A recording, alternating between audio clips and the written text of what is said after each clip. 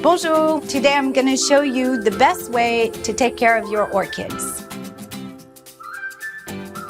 An orchid that you purchase from a grocery store usually came onto a food truck and was affected by cooler temperature and fluctuation of light. The fluctuation of conditions will result in blasting. What's tricky about this is usually you can't notice it until after 5 to 7 days of getting it into your home. Instead, you'll want to spend a little bit more and buy from a specialty plant store that knows how to care for the orchids.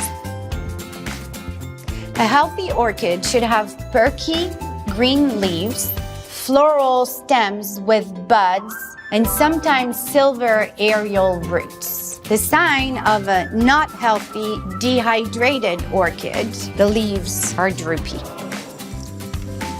When you're getting ready to water your orchid, you want to check the humidity at the crown of the plant. Make sure it's not wet. If it's still wet, you want to let it dehydrate a little longer before watering it next. You want to water with lukewarm water, not ice. There is no ice in the rainforest. If you water an orchid in a container that does not have a drainage hole, you want to put it in the sink with lukewarm water and let it sit for about 30 minutes. Then you will want to pour out the excess water. That is all that the plant needs to absorb. Orchids require indirect sunlight, not direct light, and you can recognize that by finding a room that you can read at any time of the day without turning on the lights. It also needs consistent temperatures between 60 and 75 degrees.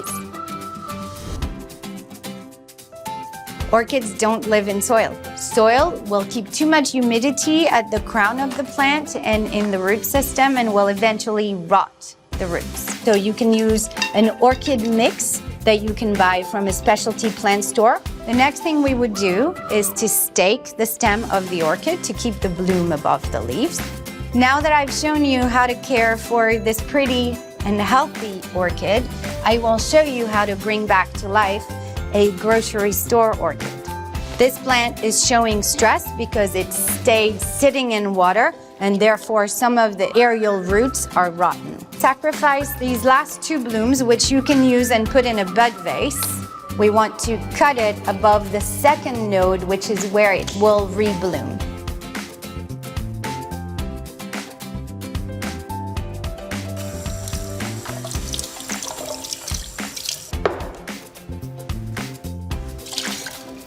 We can expect this plant to rebloom year after year and last for a long time.